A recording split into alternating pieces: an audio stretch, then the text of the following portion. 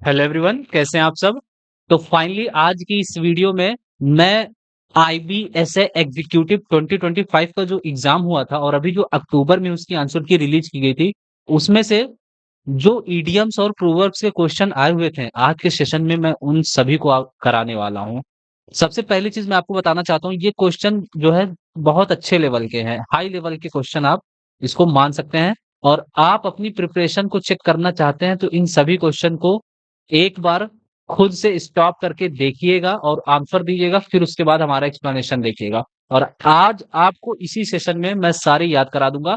अभी आपका आगे सीजीएल मेंस, सीएचएसएल का प्री और एमटीएस एग्जाम होने वाला है, तो उन सारे एग्जाम के पॉइंट ऑफ व्यू से ये इडियम्स और प्रूवर्स बहुत ज्यादा इंपॉर्टेंट है। ठीक है हमारे दोस्तों, तो चलिए बिना देर किए हुए हम सेशन को स्टार्ट करते हैं। और एक चीज मैं बताना चाहता हूँ, जो भी क्लासेस मैं यहाँ पर करा रहा हूँ, इससे पहले मैंने फिगर ऑफ स्पीच कराई थी और उसका जो प्रैक्टिस सेट था क्विज के फॉर्मेट में मैंने अपने टेलीग्राम ग्रुप में प्रोवाइड करा दिया था विद डिटेल्ड एक्सप्लेनेशन। तो आप अगर एसएससी के किसी भी एग्जाम की प्रिपरेशन कर रहे हैं तो आप हमारे टेलीग्राम ग्रुप से जुड़ सकते हैं। वहां पर अभी तक 13K प्लस मेंबर, मीन्स 13,000 से ज्यादा मेंबर ऐड हो चुके हैं। मैं उसका लिंक प्रोवाइड करा दूंगा डिस्क्रिप्शन बॉक्स में, या आप सर्च कर सकते हैं डायरेक्टली जाकर टेलीग्राम पर इरफान का कॉन्सेप्ट। वहां पर डेली बेसिस पर आपको हाई लेवल की क्विजेस प्रोवाइड की जा रही, specially for English with detailed explanation, और जो जरूरी है उसका बाइलिंगुअल भी एक्सप्लेनेशन आपको वहां दिया जा रहा। और एरर डिटेक्शन में इस हिसाब से प्रोवाइड करा रहा हूँ, जो अभी लेटेस्ट ट्रेंड चल रहा है एडिक्विटी का, उस पैटर्न पर मैं आपको सारी चीजें प्रोवाइड कर रहा हूँ। तो बिना देर किए हुए चलिए स्टार्ट करते हैं। सबसे पहली चीज, सबसे फर्स्ट क्वेश्चन है आपका, select the most appropriate meaning of the given idiom. Idiom आपका दिया हुआ है ऑफ कलर। ऑप्शन देखिएगा, स्लाइटली इल और unwell, wearing mismatched clothes, running late for a meeting, last option है ब्राइट एंड इनर्जेटिक। आप सोच कर बताइए क्या होगा। देखिए इसका करेक्ट ऑप्शन जो है वो हो जाएगा स्लाइटली इल और अनवेल। स्लाइटली इन और अनवेल। अब इसका मतलब क्या होता है, देखिए जब हम कहते हैं कि I am feeling a bit of colour today, जैसे हमने कहा I am feeling A bit of colour today, इसका मतलब ये हुआ कि हम थोड़ा सा बीमार या अनवेल फील कर रहे हैं। ठीक है ना। अब मैं आपको एग्जांपल के थ्रू समझाता हूं। देखिए मेरा मेन मोटिव ये नहीं है कि आया क्वेश्चन कराया आपको और मैं डायरेक्ट क्वेश्चन कराकर ऑप्शन टिक कराया और चला गया। मैं उसको अच्छे से आपको समझाना चाहता हूँ ताकि आपको एग्जाम में कभी दिखे तो आप भूले ना। देखिए मैंने एग्जाम्पल के फॉर्म में अगर यहाँ यूज किया, बोला मैंने आपसे ही did not come to work, he did not come to work today, today क्यों? Because he is feeling of colour, because he is feeling of colour.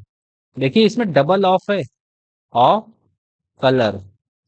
इसका मतलब ये हुआ कि वो थोड़ा सा सिक है, मतलब बहुत ज्यादा सीरियस नहीं है। देखिए इसमें स्लाइटली कहा भी गया है, मतलब थोड़ा सा बीमार है, थोड़ा सा अनहेल्दी है, तो जो नॉर्मल सा वीक फील कर रहा है। ठीक है ना। आई होप आपको ये बात क्लियर हो गई होगी।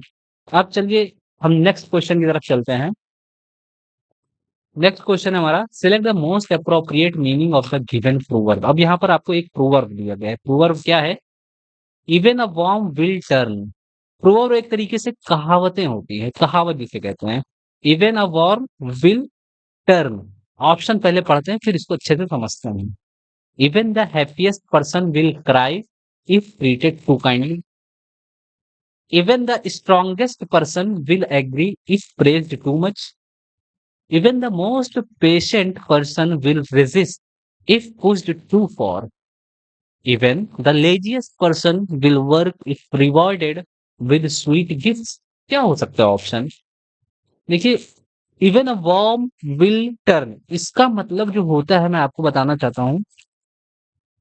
अगर आप किसी भी इंसान को बहुत ज़्यादा प्रेशर करते हैं या उसकी बहुत ज़्यादा इंसल्ट करते हैं, ऐसे समझिएगा।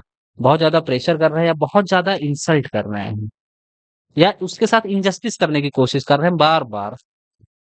तो एक वक़्त वो भी आता है जब वो पलट कर आपको रिएक्ट करता है। देखिए यहाँ विल टर्म से आप समझ सकते हैं। वो मुड़ेगा और आपको जवाब देगा। इवन अ वर्म, अर्थवॉर्म जैसे आपने सुना है, एक अर्थवॉर्म, उसी से इसको रिलेट करिए। Even a worm will turn. अब इसके रिगार्डिंग करेक्ट ऑप्शन कहाँ है? ऑप्शन नंबर सी आप देखिएगा ध्यान से। Even the most patient person will resist if pushed too far. समझ में आ गया होगा। अब इसके बाद आप इसको लर्न बहुत अच्छी तरीके से कर लीजिएगा। ये आपके एमटीएस और सीएचएसएल का जो एग्जामिनेशन होने वाला है उसके पॉइंट ऑफ व्यू से बहुत ज़्यादा इम्पोर्टेंट है, ठीक है ना? इसके बाद हम नेक्स्ट अपना देखते हैं। Let's just select the option that best conveys the meaning of the given proverb. ये भी प्रोवर्ब से ही क्वेश्चन है। प्रोवर्ब आपकी दी गई है, give someone an inch and they will take a mile. आप देखिए एग्जामिनेशन हॉल में ऐसे बड़े क्वेश्चन या बड़े ऑप्शन देकर जल्दबाजी बिल्कुल मत करिएगा। पहले मेरे एडवाइस से आप अच्छे से क्वेश्चन पढ़िए एंड देन चारों ऑप्शन को एक बार कंप्लीटली तो पढ़ ही लीजिए, ताकि बाद में घर आकर आंसर की मिलाने पर ये ना हो कि मुझसे ये सिली मिस्टेक है गई। तो सिली मिस्टेक की चांस को एकदम रिमूव करते हुए आप यहाँ पर ऑप्शन अच्छे से पढ़ेंगे। चलिए पहले ऑप्शन रीड करते हैं।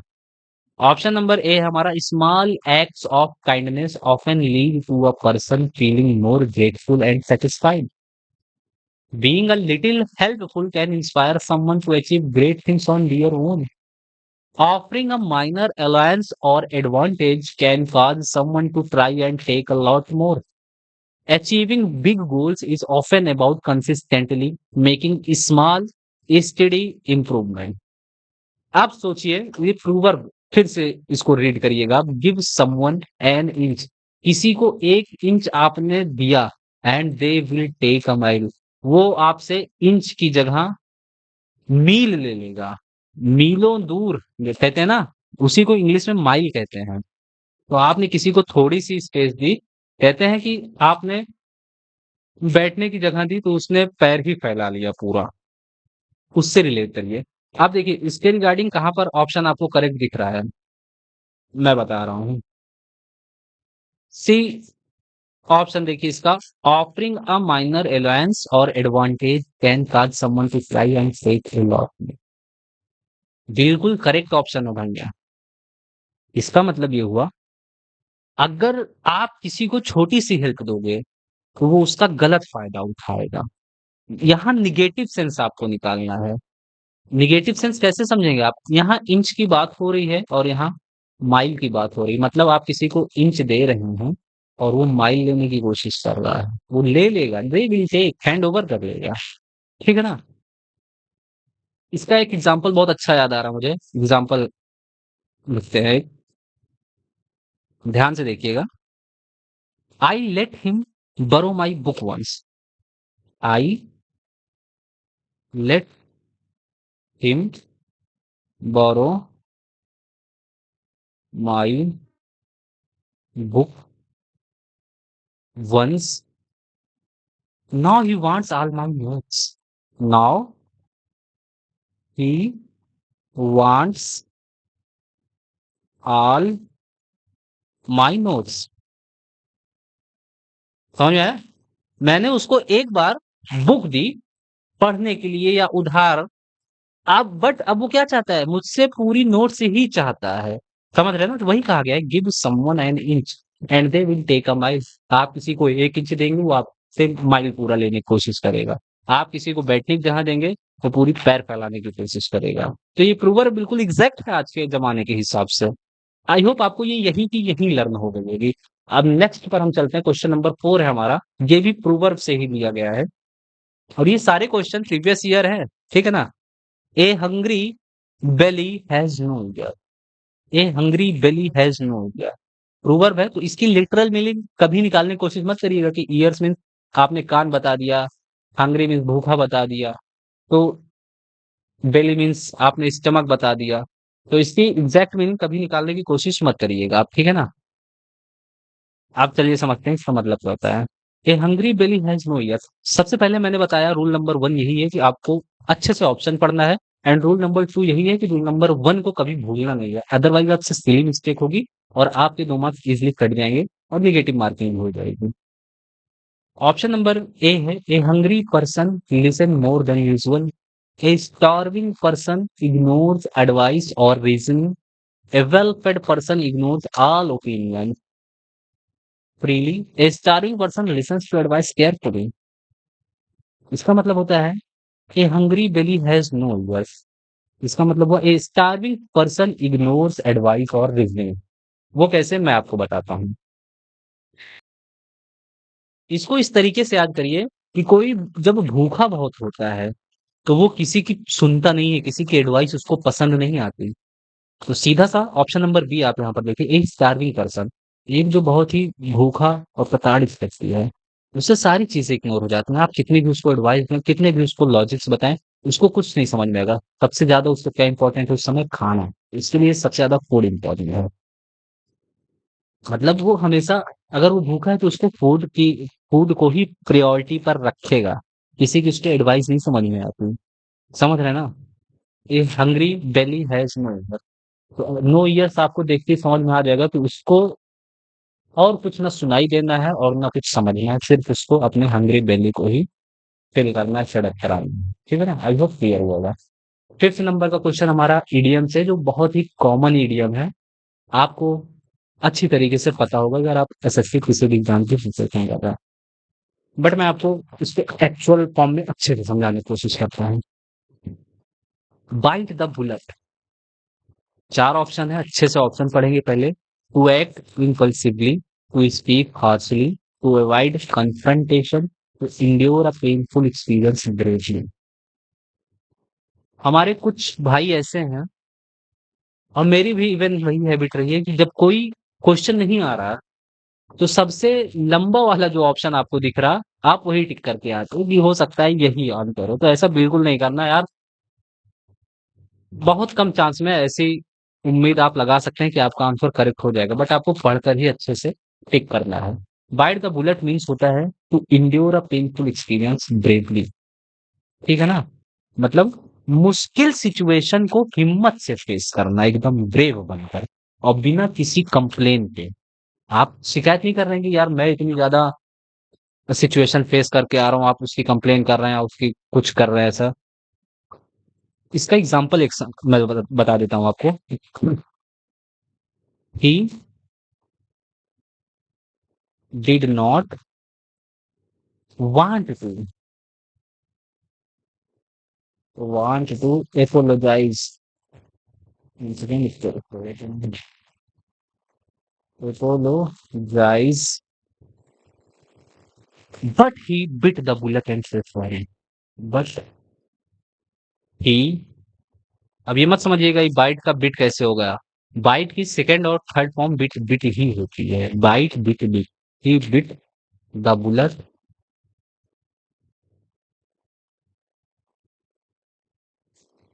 And said sorry. समझ में आ गया ना? बुलेट से ही आप इसको अनुमान लगा सकते हैं कि ये कहना क्या चाह रहा है। बुलेट पर आप बैठे हैं तो ब्रेवली कोई भी चीज आप फेस कर सकते हैं ना। आई होप क्लियर होगा। नेक्स्ट क्वेश्चन नंबर 6 कह रहा है set the most appropriate meaning of the given idiom. Raring to go, हो सकता है आपने फर्स्ट टाइम ये देखा हो, इसको बहुत अच्छी तरीके से याद करना है आपको। रेयरिंग टू गो, पहले ऑप्शन पढ़ते अच्छे से। Eager to begin something, running out of time, dragging one's feet, spilling the bean. इसका क्या मतलब हो सकता है? ईगर, मैं कहूँ रेयरिंग टू गो, जाने के लिए, समझ लिए, कुछ स्टार्ट करने के लिए। जब आप कुछ स्टार्ट करना चाहते हैं बहुत ही जल्दी, तो आप कहते हैं he is raring to go, वो बहुत ही जल्दी इसको शुरू करने वाला है। मतलब वो बहुत ही, इंसान जब कोई एक्साइटेड और रेडी होता है पूरी तरीके से, तो वहीं ये इडियम यूज की जाती है, रेयरिंग टू गो। तो पहला ही ऑप्शन इसका करेक्ट है, eager to begin something. Example मैं बताता हूँ आपको। द टीम यार ये राइटिंग जो है ना हमारी, ये पेन टैब से मैं लिख रहा हूँ तो इसकी पेन काफी ज्यादा इसमें थिकनेस है, तो राइटिंग इस वजह से बहुत गड़बड़ बन गई है। नॉर्मली पेन से बनती है अच्छी। The team is raring, is raring to go for the final match, to go for the final match. Clear? मतलब जो टीम है वो पूरी तरीके से तैयार है फाइनल मैच में खेलने के लिए, फाइनल मैच में उतरने के लिए। क्वेश्चन नंबर 7 है हमारा, ये भी ईडियम से ही लिया गया है। Identify the option that best describes the meaning of the given idiom. Above board बहुत ही इंपॉर्टेंट ईडियम है, एसएससी में पता नहीं कितनी बार ये पूछा जा सकता है, 100 of times this idiom has been asked in SSC exams. Option पढ़ते हैं इसका। ऑप्शन नंबर 1 है operating in manner that is legitimate, honest and open, achieving success by overcoming significant challenges and obstacles, making decisions quickly without much consideration for consequences. Last option है performing a task with exceptional skill and precision. Above board, above board इसको ऐसे याद करिए, जब आप कभी बाहर जाना चाहते हैं तो कानूनी तरीके से बिल्कुल इजाजत लेकर आप जाते हैं, ईमानदार होकर जाते हैं और ओपन होकर जाते हैं। किसी से छुपा कर तो नहीं जाते ना कि आप हमें यूएस से जा रहे हैं पढ़ने, आप वहां पर सब चीज, यहाँ कोई क्राइम करके जा रहे हैं, तो ऐसा बिल्कुल नहीं है ना। आप वहां जाते हैं, हर चीज अच्छी तरीके से करते हैं। मैं आपको बताना चाहता हूँ इसका ऑप्शन नंबर ए बिल्कुल करेक्ट है। Operating in manner that is legitimate, honest and open. Legitimate means होता है यहाँ पर तर्क संगत या फिर विधि संगत, तर्क संगत ये हो जाएगा या फिर विधि संगत। ठीक है ना? ईमानदारी से और openly. Operating in manner, operating in manner इसका क्या मतलब होगा? आप सोच पा रहे हैं? इसका मतलब है कि सब कुछ क्लियर और ऑनेस्ट वे में करना, बिना किसी चीटिंग के। तो जब आप एबव बोर्ड आएगा, बोर्ड से ब्रॉड समझ लीजिए, तो यहाँ पर आप बिल्कुल क्रिस्टल एंड क्लियर फॉर्म में सारी चीजें करते हैं। एग्जाम्पल के थ्रू मैं आपको समझाना चाहता हूँ। All all their once again all their business deals are above board।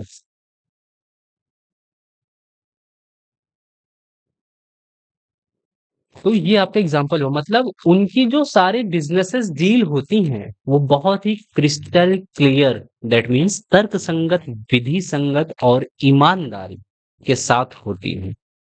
Clear? Okay clear. देखिए क्वेश्चन नंबर 8 है हमारा, प्रोवर्ब से ये भी है, कह रहा है select the option that best conveys the meaning of the given proverb. Discretion is better part of failure. Discretion means होता है समझ बूझ कर किसी काम को अंजाम देना। ठीक है ना? डिस्क्रेशन इसको लर्न कर लीजिएगा, ये बहुत ज्यादा इंपॉर्टेंट है। मतलब सावधानी से किसी चीज को अंजाम देना या विवेकपूर्ण रूप से।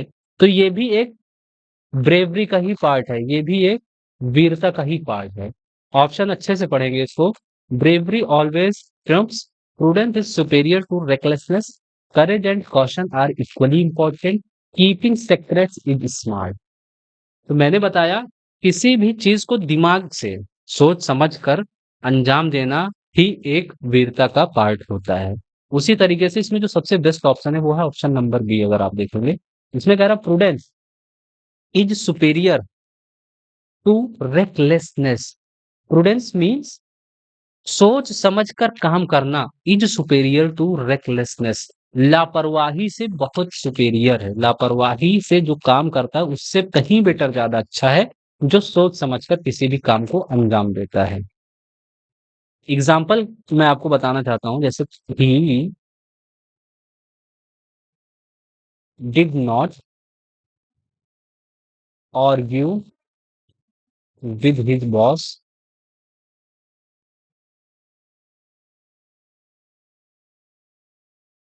Discretion discretion is the better part one second better part of failure. मतलब वो अपने बॉस से किसी भी तरह की कोई बहस नहीं की उसने, ठीक है ना? क्योंकि discretion is the better part of failure. किसी भी चीज को सोच समझ कर करना ये भी एक वीरता का ही पार्ट है। ऐसा नहीं कि आप किसी से भी लड़ने झगड़ने लग जाए। तो बिल्कुल भी डिस्क्रेशन से काम लेना है आपको, ये भी एक वैल्यू का ही पार्ट है। प्रूडेंस से ही काम लेना है, ये कहीं ज्यादा लापरवाही से काम लेने से बेटर है। नेक्स्ट एंड लास्ट ईडीएम है हमारा, बी अ किंग है। बहुत ही इंपॉर्टेंट है दोस्तों, लेवल भी बहुत अच्छा है, मेंस में आने की पूरी उम्मीद है। चलिए इसको करते हैं। Be a kill Joy, option पढ़ेंगे पहले। ए पॉजिटिव एस्पेक्ट और hope in an otherwise bad situation, something that is contrary to someone natural feelings, beliefs or habit, someone who spoils the fun or dampens others enthusiasm, a difficult problem or a person who is hard to understand or deal with। Correct option क्या हो सकता है? एक second stop करिए और अच्छे से इसका आंसर दीजिए। देखिए, किल जॉय उस इंसान को कहते हैं जो सबका एक तरीके से समझ लीजिए मूड खराब करता है। बी अ किल जॉय, मतलब इसमें देखिए किल जॉय आ रहा है ना, किल मतलब होता है मारना, जॉय मतलब होती है खुशी। किसी भी खुशी को मार देना, तो एक तरीके से वही पर्सन होता है। अब इसका ऑप्शन जो सबसे करेक्ट ऑप्शन है आप देखेंगे इसमें, someone that is contrary to someone's natural feeling, believes और हैबिट्स। एक ऑप्शन तो ये है समथिंग वाला। सी वाला ऑप्शन आप यहाँ देखिए, इसमें कह रहा कि समवन हु स्पॉइल्स, ऐसे लोग जो स्पॉइल्स मतलब डैमेज मीन्स खराब करते हैं द फन और डैम्पेंस अदर्स एंथुसियाज्म, जो किसी का एकदम बसा बसाया खेल जो लोग हंस रहे हैं उनमें जाके व्यंग उत्पन्न करते हैं, तो वही हो गया इसमें, someone who spoils the fun और dampens others enthusiasm. Enthusiasm means होता है हर्षोल्लास, मतलब इंथुसियास्टिक पर्सन कहते हैं ना, वो बहुत ही इंथुसियास्टिक एनर्जेटिक पर्सन। तो वही यहाँ पर कहा जा रहा है कि बी अ किलजॉय मीन्स होता है someone who spoils the fun और डैम्पन अदर्स इंथुसियाज्म। इसका एक एग्जांपल आपको करा दे रहा हूँ, लास्ट यही है, क्योंकि एक स्लाइड लगाता हूँ फिर एक एग्जांपल आपको कराता हूँ।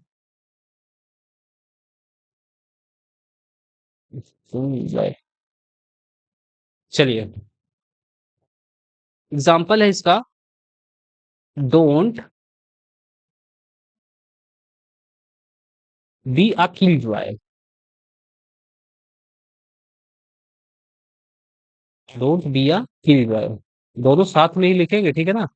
Come and dance with us.